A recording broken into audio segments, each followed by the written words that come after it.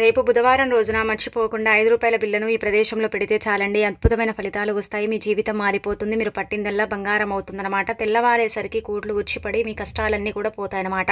అంటే ధన సమస్య పోతుంది. అనేక రకాల ఇబ్బందుల నుంచి మీరు బయటపడగలుగుతారు. చాలా మంచి రిజల్ట్ని చూడగలుగుతారని చెప్పొచ్చు. కాబట్టి రూ. 5 బిల్లతో ఈ పరిహారం తప్పక ఆచరించండి. 5 అంటే ఒక రకంగా చెప్పాలంటే కనుక లక్ష్మీదేవికి ఎంతో ఇష్టమైన సంఖ్యగా భావిస్తారు. అంటే అంకె శాస్త్ర ప్రకారం అండి. అంటే ఇలా నెంబర్స్ని కూడా అమ్మవారి రూపంగా భావిస్తారు. కాబట్టి 5 అనే యొక్క నెంబర్ ఉంటుంది కదా, అది లక్ష్మీదేవికి అంకితం చేయబడుతుంది. 5 అదృష్టంగా కూడా భావిస్తారు. కాబట్టి ఇలా మనం చూసుకుంటే ఏంటంటే కనుక రేపు బుధవారం రోజున ముఖ్యంగా గుర్తుపెట్టుకొని రూ. 5 బిల్ల పరిహారం చేయండి. ఎటువంటి ధన సమస్య ఉన్నా సరే అది ఖచ్చితంగా తొలగిపోతుంది. మీ జీవితం మారిపోతుంది. మీకుండే ఇబ్బందులు కూడా పోతాయన్నమాట. అయితే బుధవారం రోజున ఎలాంటి నియమాలను ఆచరించాలి, అలానే కాకుండా రూ. 5 బిల్లతో ఏం చేయాలో తెలుసుకునే ముందు ఒక చిన్న రిక్వెస్ట్ అండి. వీడియోని పూర్తిగా చూడండి. నచ్చితే లైక్ చేయండి. కొత్తగా చూస్తున్నట్టయితే సబ్స్క్రైబ్ చేసుకోండి. ఇక తర్వాత ఏంటంటే రేపు బుధవారం కదా, బుధవారం అనగానే మనం ఏంటంటే గణపతిని పూజిస్తూ ఉంటాము. అంటే మనకు తగిలే ఆటంకాలు తొలగిపోవాలన్నా, విజ్ఞానం రాకుండా ఉండాలన్నా, పనులు అనుకున్నట్టుగా జరగాలన్నా సరేనండి. 1-2 బుధవారాలండి గణపతిని మీరు ఈ విధంగా పూజించండి. ఎంత మంచి రిజల్ట్ వస్తుందో చూడండి, మీరే ఆశ్చర్యపోతారనమాట. అందుకే ఏం చేయండి అంటే కనుక బుధవారం పూట ముఖ్యంగా ఉదయాన్నే లేవండి. అంటే మనం నార్మల్గా ఎలాగ లేస్తామో అలా లేచేసి మన పనులన్నీ కూడా చేసుకొని ఇంటిని వాకిలి శుభ్రం చేసుకొని ఇలా బుధవారం రోజున బుధానుగ్రహం లేకపోయినా, బుధుడి యొక్క అంటే బలం మనకు సరిగ్గా లేకపోయినా, గ్రహాలు అనుకూలించకపోయినా మన జీవితంలో మనకు ఆటంకాలు వస్తూ ఉంటాయి. అనుకున్న పనులు జరగవు, చాలా ఇబ్బందులు కలుగుతూ ఉంటాయి కదా. అలా కలగకుండా ఉండాలన్నా సరేనండి, ఇప్పుడు చెప్పే విధంగా చిన్న నియమాలు ఆచరించుకుంటూనే మీరు ఈ రూ. 5 బిల్ల పరిహారం అనేది కూడా తప్పక చేసుకోండి. 5 అనే నెంబరు చాలా శక్తివంతమైనది. రూ. 5 బిల్ల పరిహారం కూడా చాలా శక్తివంతమైనది అనమాట. మనం ఏంటంటే చెప్పాలంటే ఒక డబ్బుతోనే అండి మన లైఫ్లో ముందుకు వెళ్ళగలుగుతాము. అంటే ఎంత కష్టపడ్డప్పుడు కూడా ధనం రాకపోతే వేస్ట్ కదా. అలా ధన సమస్యను మీరు పోగొట్టుకోవాలంటే ఈ పరిహారం చేసుకోండి. ఇలా ఉదయం లేచిన తర్వాత గణపతిని అంటే స్నానం చేయండి. శుచిగా స్నానం చేసేటప్పుడు స్నానం చేసే నీళ్ళల్లో ఏంటంటే కనుక చిటికెడంత పసుపుని వేసుకొని స్నానం చేస్తే మంచిదనమాట. అలా స్నానం చేసి ఉతికిన వస్త్రాలు ధరించండి. ఒంటికి కానీ మీరు తల స్నానం కానీ ఒంటి స్నానం కానీ చేయొచ్చు. అలా చేసి ఇంక ఉతికిన వస్త్రాలు ధరించి మీరు ఏంటంటే గణపతి పటాన్ని క్లీన్ చేసుకొని పసుపు కుంకుమలతో చక్కగా బొట్టు పెట్టి ఆ తర్వాత మీ దగ్గర ఉండే పుష్పాలతో అలంకరణ చేయండి. మందార పువ్వులు ఏ ఉంటావి చేసిన తర్వాత కొబ్బరి నూనెతో దీపారాధన చేయండి. గణపతికి అన్నిటికంటే కూడా కొబ్బరి నూనె దీపం అంటే చాలా ఇష్టం అనమాట. అయితే 2-3 వారాలు కొబ్బరి నూనె దీపం పెట్టామనుకోండి మంచి ఫలితాలు వస్తాయండి. ఒకవేళ కుదరకపోతే నార్మల్గా ఎలాగైతే దీపం పెడతారో అలా పెట్టేయండి, సరిపోతుందన్నమాట. అలా పెట్టేసిన తర్వాత మీరు చిన్న బెల్లం ముక్క నైవేద్యంగా పెట్టండి. లేదంటే అరటిపళ్ళు ఉంటే అరటిపళ్ళు పెట్టవచ్చు. ఇంకా మన ఇష్టం అన్నమాట. చిన్న పంచదార కూడా పెట్టుకోవచ్చు నైవేద్యంగా. అలా పెట్టేసి ఇంకా తర్వాత ఏంటంటే కనుక రూ. 5 బిల్లని తీసుకోండి. రూ. 5 బిల్లని తీసుకొని గణపతి పటం ముందు పెట్టుకోండి. 5 ఏంటంటే కనుక రూ. 5 బిల్ల మీ చేతిలో పట్టుకోండి. కుడి చేతిలో కానీ ఎడమ చేతిలో కానీ పట్టుకోండి. మనము దీపం వెలుగుతుంటుంది కదా, అంటే దీపం వెలిగిస్తాం కదా, ఆ దీపంలో కూడా రూ. 5 బిల్లని చేతిలో పట్టుకొని గట్టిగా సంకల్పం చెప్పుకోవాలి. ధన సమస్యలు పోవాలి, ధనానికి సంబంధించిన సమస్యలు పూర్తిగా తొలగిపోయి 4 వైపుల నుంచి కూడా ధనం ఆకర్షించాలి. అలానే కాకుండా రుణబాధ తొలగిపోవాలి. ఇలా చెప్పుకొని మీరు ఏంటంటే కనుక రూ. 5 బిల్లని దీపంలో వేసి వెలిగించండి. ఇంకా తర్వాత దీపం కొండెక్కిన తర్వాత రూ. 5 బిల్లని తీసుకొని తప్పనిసరిగా ఏంటంటే కనుక మనం తూడ్చాలండి. ఒక క్లాత్తో తూడ్చేయండి. కడిగితే ఏంటంటే దాని పవర్ దిగిపోతుంది అనమాట. ఇలా తూడ్చేసిన తర్వాత రూ. 5 బిల్లని ఎవరికైనా సరే దానం చేసేయండి. అంటే పేదవారు ఉంటూ ఉంటారు కదా, వాళ్ళకు దానం చేస్తే సరిపోతుంది అనమాట. ఇలా దానం చేస్తే ధనం రావటమే కానీ పోవటం అనేది జరగదు. రూ. 5 దానం చేస్తే అంతకంత మనము లాభ పొందుతామండి. కాబట్టి దానం చేసేయండి. ఇంకా తర్వాత ఇంకొకటి ఏంటంటే రాత్రి పడుకునేటప్పుడు ఈ పనిని చేయండి. రాత్రి పడుకునేటప్పుడు మీరు ఏంటంటే కనుక మీకుండే ధన సమస్యలు కావచ్చు, మీ జీవితంలో మీరు కొన్ని అనుభవిస్తుంటారు కదా కష్టాలు, డబ్బుకు సంబంధించిన కష్టాలు, కష్టపడితే రూపాయి కూడా రాదు, ఎంత కష్టపడ్డా కానీ ఫలితం లేకుండా పోతుంది కదా, అలాంటి వాళ్ళు రూ. 5 బిల్లుని తీసుకోండి. రాత్రి పడుకునేటప్పుడు ఆడవారైతే ఎడమ చేతులు, మగవారైతే కుడి చేతులు పట్టుకోవాలి.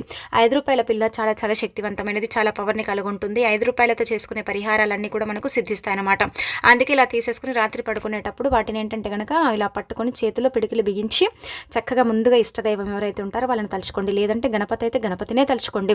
అలా తలుచుకున్న తర్వాత మీకుండే అంటే డబ్బు కష్టాలు అవి చెప్పుకొని దిండు కింద పెట్టి పడుకోండి. తెల్లారి లేచిన తర్వాత దాన్ని కూడా దానించండి. ఇలా చేస్తే కూడా ఫలితం అయితే వస్తుందని మనకు పురాణ గ్రంథాల్లో చెప్పబడుతుందండి. చాలా మంచి రిజల్ట్ అయితే చూస్తారండి. అంటే ఒకటేసారి రాదు ఫలితము, కాకపోతే మెల్లిమెల్లిగా ఫలితాలను పొందే అవకాశం అయితే ఉంటుందన్నమాట. అలా చాలా అద్భుతమైన రిజల్ట్ అయితే మనం పొందే అవకాశం ఉంటుందని మనకు పురాణ గ్రంథాలతో పాటు శాస్త్రాల్లో చెప్పబడుతుందండి.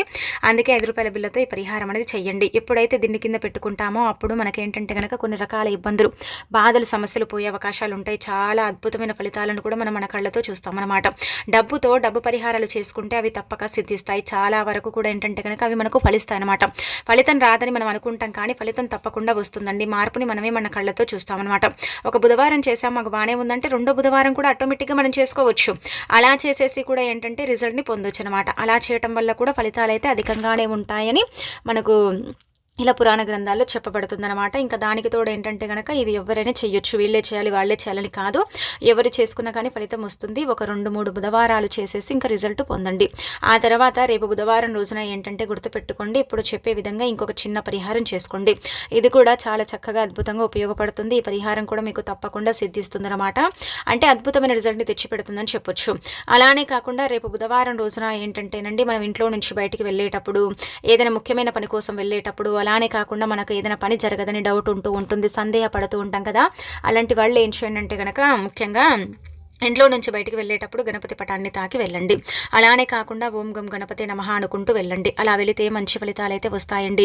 మీ జీవితం తప్పకుండా మారిపోతుంది. మీకుండే ఇబ్బందులన్నీ కూడా పోతాయి. కష్టాల నుంచి బయటపడతారు. కొన్ని రకాల సమస్యల నుంచి కూడా బయటికి రాగలుగుతారని చెప్పుకోదగ్గ విషయం. కాబట్టి గణపతి నామాన్ని అంటే ఇలా ఓం గం గణపతి నమః, లేదంటే వక్రతుంటాయ నమః, ఓం గణపతి నమః, ఇలా మీ ఇష్టానికి తగ్గట్టుగా మీరు ఏదైనా సరే ఇలా ఏంటంటే కనుక చక్కగా గణపతి నామాన్ని తలుచుకోండి. వెళ్ళేటప్పుడు గణపతి పటాన్ని తాకండి, మంచి జరుగుతుంది. ఇంటర్వ్యూ కోసం వెళ్తారనుకోండి, మేము ఇంటర్వ్యూ కోసం వెళ్తున్నాము, ఆ పని జరగాలనేసి గణపతి పటాన్ని తాకి గణపతి నామాన్ని స్మరించుకుని వెళ్ళండి. ఖచ్చితంగా ఎలాంటి ఆటంకాలు తగలవు, ఎలాంటి ఇబ్బందులు రావు. మీరు వెళ్ళిన పని జరుగుతుంది, మీ ఇంటర్వ్యూ సక్సెస్ అవుతుంది. ఏదైనా ముఖ్యమైన పని కోసం అంటే ధనానికి సంబంధించిన పని కోసం వెళ్ళేటప్పుడు కావచ్చు, ఏ పని కోసమైనా సరేనండి, ఖచ్చితంగా ఈ విధంగా ఏంటంటే కనుక ఇంకా ఆచరించేసి ఫలితం పొందండి. ఆ తర్వాత రేపు బుధవారం రోజున మర్చిపోకుండా ఈ చిన్న పరిహారం అంటే లవంగాలతో ఇప్పుడు చెప్పే విధంగా ఈ పరిహారం చేయండి.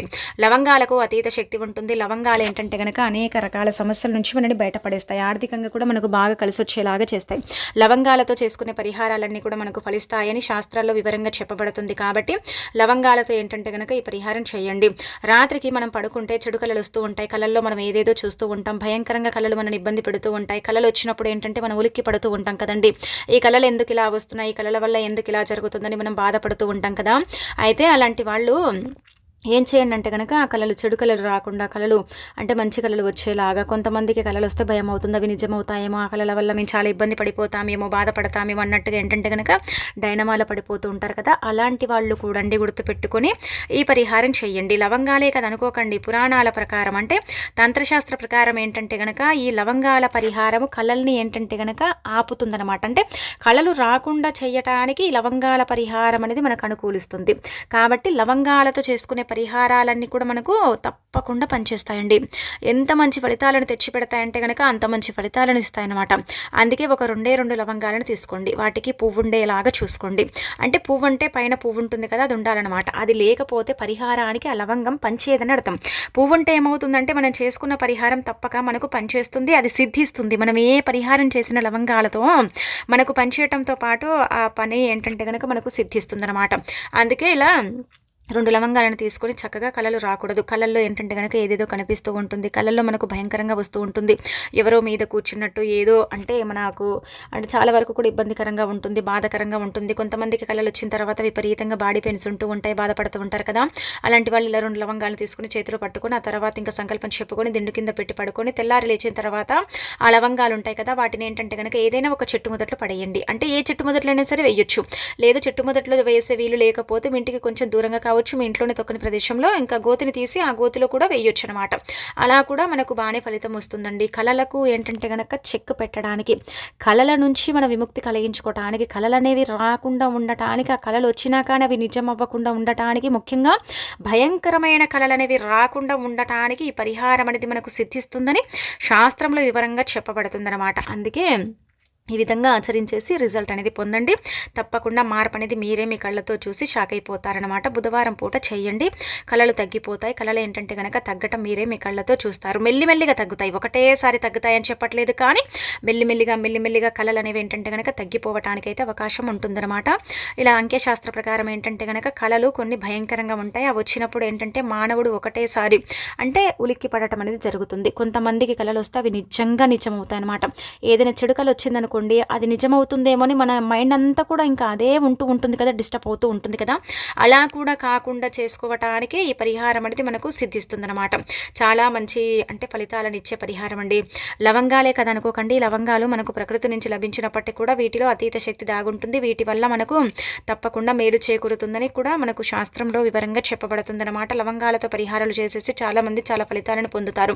కళల పరంగానే కాదు, అనేక రకాల కష్టాల పరంగా, ఇబ్బందుల పరంగా కూడా ఏంటంటే గనక ఫలితాలను పొందుతారని పురాణ గ్రంథాల్లో చెప్పడం జరుగుతుందన్నమాట. లవంగాలతో నమ్మకంతో ఏది చేసుకున్నా కానీ ఫలితం రావటమే కానీ పోవటం అనేది జరగదు. అంటే పని చెయ్యదేమో అని కొంతమందికి సందేహాలు ఉంటాయి కదా, అలా కాకుండా ఖచ్చితంగా వస్తుందని నమ్మకంతో చేసుకోండి. తప్పకుండా ఫలితం అనేది మీరే మీ కళ్ళతో చూసేసి ఏంటంటే ఇంకా ఆశ్చర్యపోతారనమాట. ఈ పరిహారం మీ జీవితాన్ని మార్చేస్తుంది. మీ కళలను ఏంటంటే కనుక రాకుండా అడ్డుకుంటుందన్నమాట. రాత్రి సమయాలలోనే చేయండి. స్త్రీలు పురుషులు ఎవరు చేసినా కానీ అంతకంత ఫలితం అనేది మీరే ఇంకా చూడగలుగుతారండి. తప్పక ప్రయత్నించండి.